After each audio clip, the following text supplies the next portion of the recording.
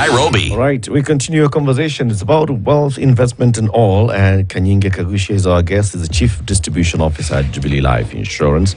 Can you use this for financial freedom? Financial freedom is what everybody's looking for. Okay. And very many of the comments that are coming in, people like my take and others are saying, "Where, Banas, you first of all tell us about the basics.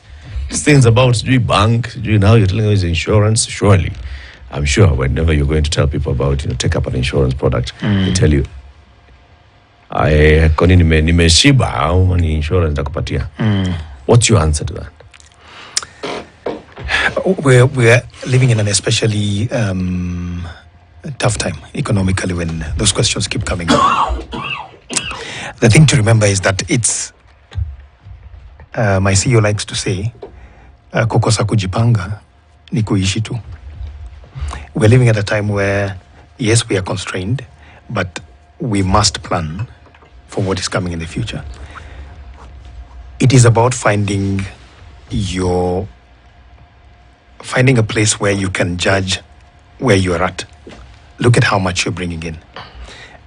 Look at how much you're spending and what it is that you're budgeting on. And can you plan your life around spending money on things that would allow you to have that little bit extra? We have solutions that start as low as 2,500 in terms of savings, so that you can accumulate over time and then reach your goals. So it's not, when you talk about insurance, it's not about as something that belongs to the wealthy, the high net worth individuals, or even for the older folk. In these Gen Z times, thinking about people maybe who have made money. But remember, we started by talking about the fact that the money we contribute compounds. Compounding of money is a concept of time. So that when you start earlier with smaller amounts, they achieve more over time as opposed to starting later. So do we have enough money to do the things we want to do in life? I doubt we'll ever get to a point where you say, I've made all I can make, I can do anything I want. It is always about stepping down and saying, okay, with what I have in my hands, what is it I can do? How much can I cut back on so that I have that extra shilling to put aside? Because these events we're talking about, education, they will come. They will come. And the shilling does not know your condition. The shilling will visit you and it will require of you what it requires of you. So we must plan. We must plan. Some of us might be able to put aside larger amounts of money. Yeah. Some of us smaller. But there's always that amount that you can put aside. As you use other vehicles, consider also those that cover you for life insurance. How is the money grown that you put in? Because obviously you're going to get some of it back later and it's not going to be what you put in. How is the money grown? What is it? Where does it go? So it goes into different investment vehicles. We have funds that we put this money in. We have instruments that we buy and invest in, so that over time we can grow the money. And we have a track record. I mean, Jubilee has been in existence for 87 years. And we've proven to have that track record of being able to put money where it can give you a good return. And that's the power of the economies of scale in terms of money and the funds that we put this money in. Without going into too much details, again, we said let's stay away from jargon. It's about putting all the money together and putting it in investment vehicles that will give us a multiplied sum that can then pay out what it is that we promised you that you'd get by the contract that we've exchanged. So financial freedom for a lot of people means that you don't have to worry about where the next coin is going to come from for you to do the next thing that you need to do. So essentially, if you're putting some money away, so you don't have to worry about education in the future. You don't have to worry about this in the future. Is this available? Is this possible for everybody to take out insurance? Everybody who has any kind of income. It is, and a question has been asked in our industry on whether we have full inclusion when it comes to insurance. And again, the myth that it is only for the wealthy is born out of the fact that people believe that there isn't anything there for us.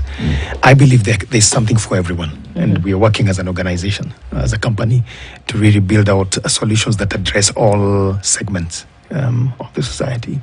And depending on where you are in terms of your life progress, our aspirations will change. It could be that my aspiration right now is my child's education, irrespective of what my social status is. Yeah. But then as I grow and as I make more money and that is sorted, it moves on to something else. Maybe things that I want to build, businesses that I want to build, risks associated with the businesses I put in place and stuff. So we believe that there is something for everyone. Everyone should consider saving.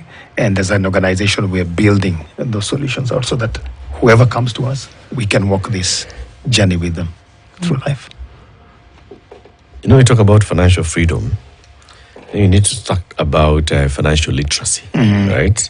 Because it's almost like every time somebody comes to tell you about money, especially about your money, you get a certain feeling. Number one, this person thinks I have money. Number two, this person wants my money. You know, and you get that feeling of these are just those people who they just want to take away from me. I mean, you too, with everything else that I'm having to spend on, you are also coming to tell me about money, and it's not money that you're bringing; it's money that you want from me, right? And so that conversation is first blocked at that point. And the relationship with money is having a role to play here. Because how do you view money? What is your relationship with money? What do you think about money for today, money for tomorrow? Those things we all learned in school, compound interest. But it was theory. Just compounding, so you put money today, is what you do for.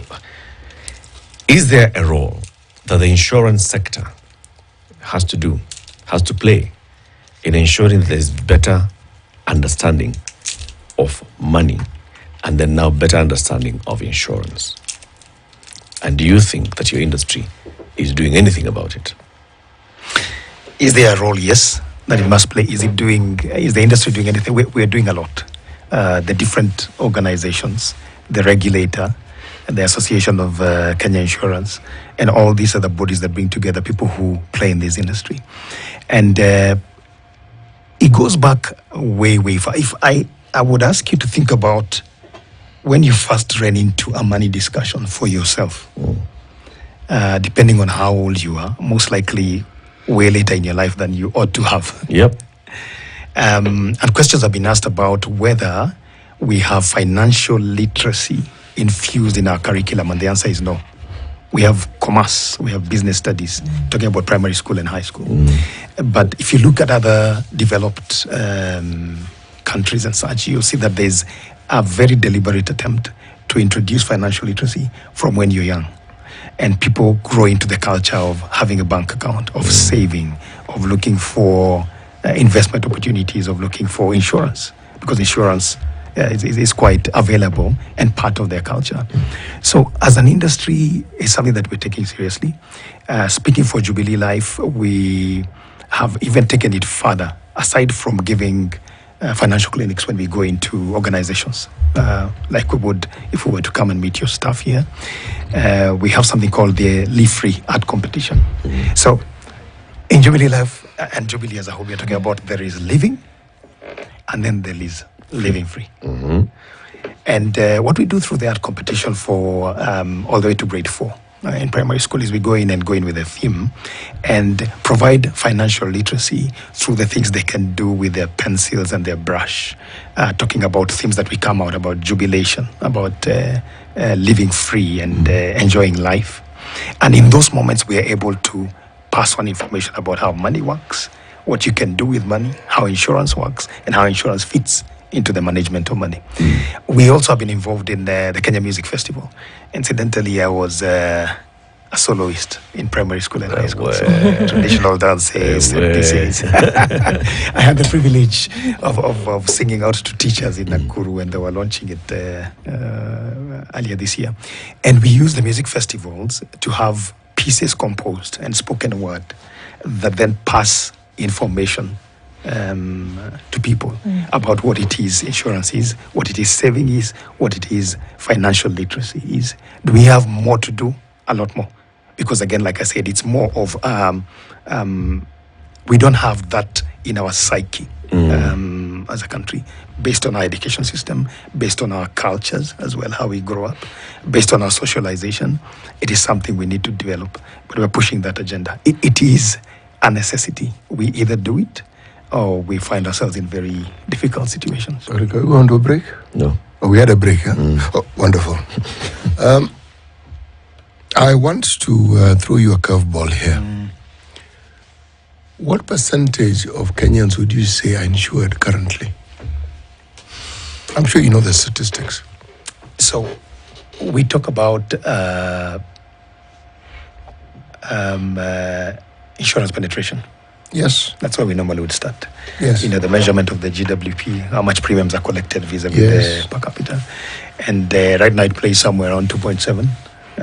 Global average 7, South Africa 10%.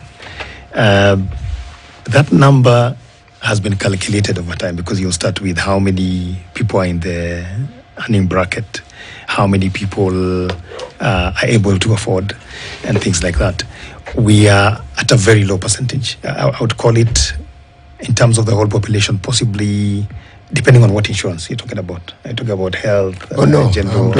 I'm talking about insurance generally. Very low, very low. I'd call it out at maybe 2 million, 3 million out of the whole population. I asked the question because you mentioned that a lot of effort has been made to infuse this literacy and the benefit. I say this from this perspective. There are very, very few products that anybody can consider as wonderful as an insurance cover. Very few. But as Eric put it, in the absence of the literacy around this particular subject matter, it is not very useful, is it? And you also touched on something, excuse me, very fundamental regarding our education system and how it is. It's not something that is part and parcel of how we grow and develop and interact with just the very concept of money and what to do with it. Now, but what it also tells me is that it is really good news what you just said. Because let's make it 3% just so that we round it off nicely. So we're saying that 79% is still out there waiting. 3%. 97%. 97%. Yes, waiting. You said 79. Okay. I said 79. Yeah. Is that what I said or what you heard? You reversed it. Okay, it's okay. So 97%. People. 97% is still out there waiting. Now, if the statistics you mentioned are from around actually 2022, if you bring it to the present and you look into the future, the industry can really grow. The industry can be infinitely bigger than it actually is, simply because of what we've just said. What does the industry plan to do to ensure that that actually works for them? Because what you're staring at is a resource of profound significance. Yes. We are grappling with something that must be solved, and this is how I'm going to answer your question. When we discuss innovation, that's a big word right now in our industry, innovation, and it can be overused. When you talk about innovation, a concept that really we must and we are looking at is what is called based on human-centered design thinking. So we are specialists. We are good at what we do. We know how to make insurance work. We know how to collect and invest and pay back. Claims get paid. But the question is, our bouquet of products, does it respond to the needs that are out there? And the conversation has changed from, we have done business a certain way traditionally. What does that other way, alternative way of doing business look like? And I'll give you an example of something that's really, really a buzz in the industry right now. So, of course, based out of what we've gone through as a country, talking about the Gen Z generation. So maybe for maybe the millennials to an extent, maybe the Gen X's, maybe the baby boomers and before, insurance made sense for what it was. We really align with what it is that we're told. We follow the rules. We do what it is we're told, and insurance works. Therefore, I take it up. But for the younger generations, they're asking themselves, okay, so like you asked before, why do I need to insure myself against death? I will die anyway. So we're asking ourselves questions around, and to speak to your question on what potential lies therein. what is it that people need, and how is it that we can supply it? We have the know-how, the math and the science and the processes, but we have to spend a lot of time, and we are spending a lot of time to ask ourselves, what is it that they need? I was reading a piece the other day on the fact that a lot of us who are from an older generation would be thinking about acquiring pieces of land and bequeathing them to our children. And they were very stunning, the article, to say they don't care for land. There'll come a time when you're handing pieces, we call them in and here's a title for you, and they're thinking, I don't need this. So their needs are very different. So what is that need that they have, and how can we address it? What are some of the things that we're seeing from the millennials coming down, that they're very conscious about social change? They're very conscious about where you invest your money. Are you investing it in green investment vehicles? They are very conscious about how you do business. Are you fair in the way you do your business? And we are spending time to find what their experience is. So moving away from product, and this is what I sell, would you like to buy, to what are the things that concern you? What makes your life tick? If I put you in the middle of the room, what are the things that are tied into your life? And what are the needs around that? So it's a quite complex question you ask, and we must crack it. It is complex, but let me ask another question. This group of citizens whom you speak of, the younger ones, and who, anecdotally, you mentioned don't have an interest in land, what are the influences in their lives? Or what are the factors that influence their mind and their thinking, and what occupies their mind? And in so doing, help formulate the choices they make in terms of what it is they consider wealth to be, everything that seems contrary to what an older generation thought. What is it that influences them? Because whatever influences them, clearly, those who are older and currently have those resources don't understand it, haven't bothered. Yeah. And so the influence they thought they would contribute towards these lives has been taken away from them by somebody else, clearly. I'll speak from a personal experience. So those people are in my house. The aliens have visited you. You're living it. I'm living it. So I have a beautiful daughter and 5 sons. And my oldest son is your typical Gen Z. And the sort of conversations we have shock me. He asks me things I would never, ever dare ask my father. For example? For example, we'll have a discussion and he'll say, this is how I think this thing should go. And I don't think we need to do this in this house just because you say we should do it. And this house is your house, isn't it? The shareholder speaking. I remember once during COVID, and COVID was special. We were all lumped together in the house for long. He was younger then, but I remember him once just having an outburst in the sitting room and saying, "Dad," and he knows I talk about this a lot, so if he's listening, he says, "Dad, you're a slave driver." No, boss. How can it be that in this house we must follow your rules? We need to discuss. And I remember losing it and thinking very many things. But to your question, you're dealing with, it's a black box we are beginning to break. Insurance industry, banking, the guys who were here before. We've had discussions with learning institutions. The other day we launched a partnership with Strathmore University, and we were talking about how to break that black box of the Gen Z. But some of the stuff that's coming out when you look at papers that have been done as such is that the one thing that is important to them is the exact thing we're talking about today: freedom. Freedom. And when you think about the Gen Z, the first thought that comes to your mind is anti-establishment. Bas. But think about it. Is it anti-establishment, or is it, could I have my space to express myself within the establishment. So that's something that we must crack. So when you talk about what is it that pushes them, I've done a paper before where I was discussing what the millennials think about insurance, and I found out that they use a lot of peer referencing. They will check out what people are buying, and then they'll come and check. They want to know where you're putting your money. They want to know that their money makes a difference. So aside from the returns you're giving me, what else is your money doing for you? So they want to see what is the company involved in the society. Same thing with Gen Zs. Do we know exactly where they are coming from and what they want? We continue to discover. But from my experience in my house, it's about discussion. It's about space. It's about understanding. Interesting enough, they want to understand. My people in my house will sit me down and say, how does this work? How does insurance work?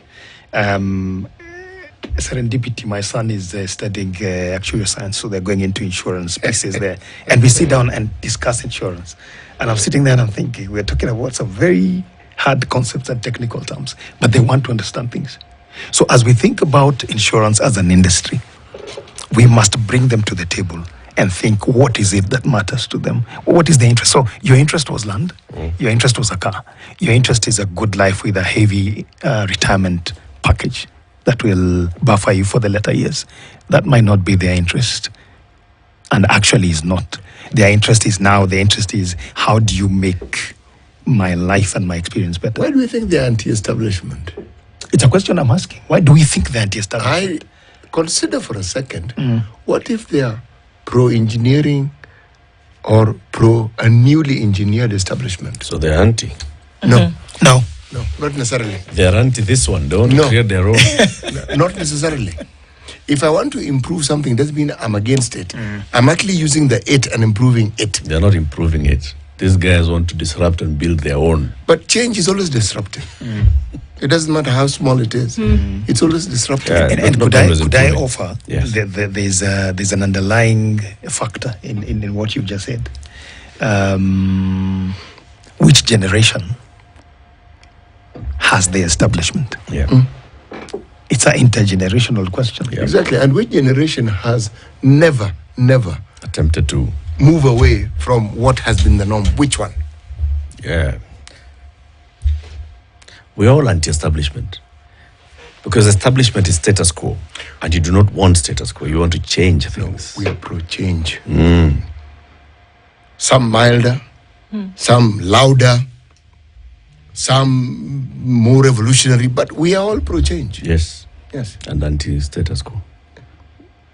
No. We are a complex mix because there are some issues we prefer as we see them. And we all do. And every generation has it. There are things that they consider to be a good constant for them. Now, how then do you make something like the insurance industry relevant in an era where information is available at your fingertips? How do you take advantage of this communication age? How do you take advantage of it? Because that's really at the heart of it. The common denominator with the generation we speak of is the communication age and how they have melded into it. And we've been left behind. Because our thinking is still occupied by an age where all this was strange and new. For them, there's nothing strange and new. They're right into it, and it's part of their everyday life. How can insurance, Kanyenge, be part of what it is saying, an everyday life for everybody, right? So it's not just somebody who has a certain level of income. It's not even for somebody who has an income, a regular income. It's basically somebody who's alive. Is as they're thinking of everything else, they also have some insurance planning in their head. How can that be made possible? So Maya Angelou says, people do not remember what you said, but how you made them feel.